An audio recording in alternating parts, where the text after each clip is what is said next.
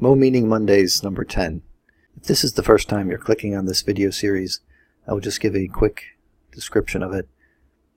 In this series of videos, I do a close reading of the Jordan Peterson's book, Maps of Meaning, page by page. So this is week 10, video number 10, so I'm on page 10, roughly speaking, because there's the last paragraph of page 10 kind of leads too much into page 11, so I'm going to skip it and end with the quote by Nietzsche. And so what I do is I read the page, and I have some slides prepared about some of the content. So what is reality? Action means hierarchy of values, and Nietzsche, once again, I believe is the last one before I go into the reading again. So I'm going to go back to the first slide about the reading. I believe page 10 starts right here, the painstaking empirical, right about there. So the painstaking empirical process of identification, communication, and comparison has proved to be a strikingly effective means for specifying the nature of the relatively invariant features of the collectively apprehensible world. Unfortunately, this useful methodology cannot be applied to determination of value, to consideration of what should be, to specification of the direction that things should take, which means to description of the value of the future we should construct as a consequence of our actions. Such acts of valuation necessarily constitute moral decisions. We can use information generated in consequence of the application of science to guide those decisions, but not to tell us if they are correct. We lack a process of verification in the moral domain that is as powerful or as universally acceptable as the experimental or empirical method in the realm of description. This absence does not allow us to sidestep the problem. No functioning society or individual can avoid rendering moral judgment, regardless of what might be said or imagined about the necessity of such judgment. Action presupposes valuation, or its implicit or unconscious equivalent. To act is literally to manifest preference about one set of possibilities, contrasted with an infinite set of alternatives. And I'll just interject that is very reminiscent of early Jordan Peterson, when he was heavily involved with the pronoun debate and the SJW protest and so forth. If we wish to live, we must act. Acting, we value. Lacking omniscience, painfully we must make decisions in the absence of sufficient information. Kavanaugh tweet. It is, traditionally speaking, our knowledge of good and evil, our moral sensibility, that allows us this ability.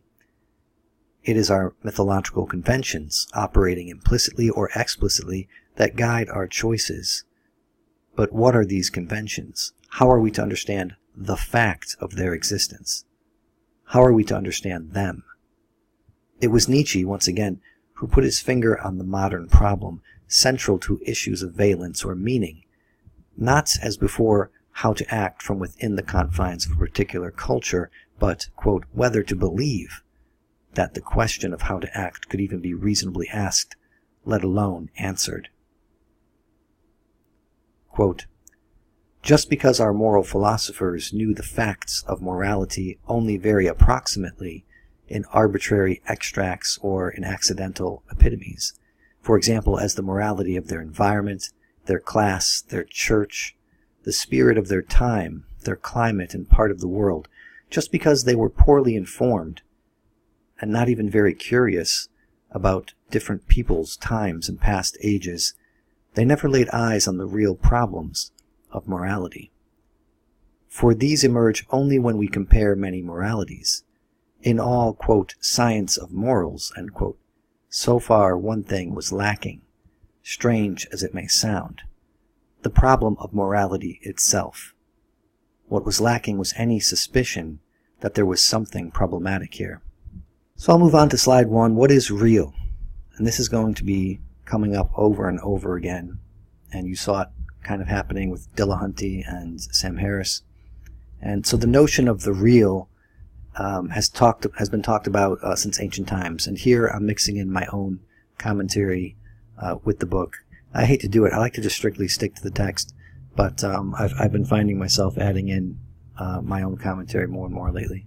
So you have things such as Plato's cave, which are contemplating the different aspects of reality, what could be real and what not, to modern times with pop cultural hits like The Matrix. I know when I was like 13 or 14, I remember seeing that movie, and it sort of was mind-blowing. Most recently for me, it's actually a song called Camaraderie by Casey Malinook, and there's a funny line at the end. Surprising as it seems, you never see a motion picture while it is actually moving. So look up that song if you want. Oh yeah, and I have this new feature for my channel. I'm putting up Spotify playlists. I was thinking about putting this song on there for this week, but I held back. I decided to mention it in this video instead. But I'm going to put a link to my Spotify list. It's just 5 or 6 songs that are kind of interesting to me each week. And you should be able to just click on the link and it should pull up a Spotify list for you. I also put up a separate video explaining the whole deal with that and my musical taste and my musical history and so forth, if you're interested in that kind of thing. So at the top of the page, Jordan again emphasizes that the object and the value we associate with it are separated by the scientific method, and then further relegated to the unreal because it is not part of the, quote, objective universe. So values are not something that we can say really exist. They're subjective, they're not objective. And so now we have a hierarchy of values really starting to form in society between the scientific and the objective. This starts to dominate and crawl to the top of the hierarchy, and the subjective and the the feelings that you have towards it, the values that you place towards something, become less and less real, and they're now at the bottom of the hierarchy of knowledge. And this is true both for conservatives and for liberals, and I'll be getting into that more in another video probably tomorrow, especially concerning the whole Owen Benjamin, Jordan Peterson debacle, and my videos concerning it. So the collectively apprehensible world is what William Blake and Northrop Frye called the least common denominator reality. So that if you're listening to these in a row, binging these, you'll hear that over and over again, least common denominator reality. So it's the art, just to remind you, it's the artist and the farmer both looking at a landscape, at a field, and all the things that they agree on are the common things, and those are the ones that are seen as real. And the things that the artist sees that are particularly artistic to the artist's eye, that the farmer does not see, those are not real. Those are his subjective values. And the farming things that the farmer sees that the artist may not notice or see, those are not real either. Those are his subjective values that he's placing onto the field. And what's real continued. Identification, communication, and comparison, quote, those are the effective means for getting at the nature of the invariant and collectively apprehensible features of the real. So you'll see a bunch of words here, and this is where I guess Owen Benjamin would say Peterson is making things too complicated. Well, he's trying to be specific, and I'm going to get into that again more tomorrow. This is just something that's been on my mind. So identification, communication, and comparison. He's trying to describe the scientific method, trying to describe objectifying the world. The collectively apprehensible, again, is the LCD reality. But this is useless in determining value, what should be, what direction things should take. I want you to note the language, the direction. This is acting in the world. This is the map. What direction are you? You need an orientation on your map. Acts of valuation is equal to moral decisions, and these, he says, are inevitable. Science can be used to guide those decisions. So can a fetus feel pain, for example? This is what I'm bringing into the material. Can a fetus feel pain? Well, science can tell us, and now based on that information, those facts, it's good to have facts on your side, but that's just half of it. I'm going to get into that again, hopefully tomorrow, regarding this particular point too. But it can't determine if those decisions are right or wrong, correct or incorrect. See, this is what Sam Harris, as much as the people on the right who are supporters of Owen Benjamin, and they all mostly hate Sam Harris since Owen turned on Sam Harris. They would all, I think agree and want to believe that the facts matter to the point that the facts decide what's right and what's wrong. So the facts, let's say, of the Kavanaugh tweet lead them to say, Jordan's evil, or the facts about CAA and his representation there lead them to believe he's changed, or the facts of his expensive clothing lead. This is all nonsense. Facts are nothing without a story to go along and lead them to the ethical realm. So, as much as they think they are thinking, I want to point out they're not actually thinking. They're resonating like a tuning fork, and Owen is the larger tuning fork that's sounding the frequency, and they are picking it up without really understanding it. Action means hierarchy of values. To act is literally to manifest preference about one set of possibilities, contrasted with an infinite set of alternatives. Again, this is early Jordan Peterson. Our moral sensibility, our sense of good and evil, have traditionally allowed us to act without sufficient knowledge. So our myths guide us when we have nothing else to support our beliefs, our action in the world. You can ask yourself, why do I do this? Why do I do this? Why do I believe this? And you can go down, why? Eventually you're going to get to your axioms where you can go no further. This is what Sam Harris and Jordan were trying to get at the beginning, to try to start at the base level.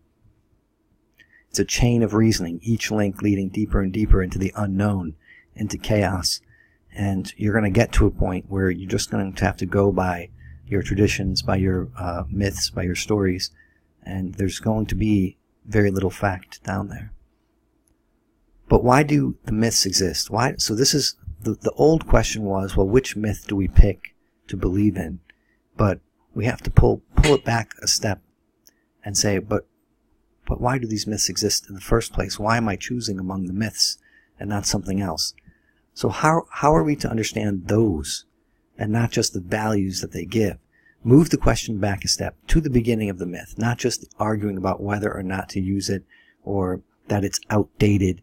This is almost like the who created the creator question. It kind of pushes the question back a little bit further.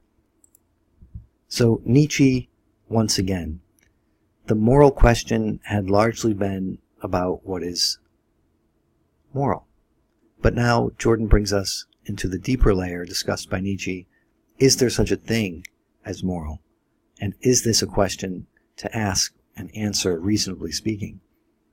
So what people don't often understand about philosophy, it's often criticized about it's just a bunch of people arguing and they never come up with any answers.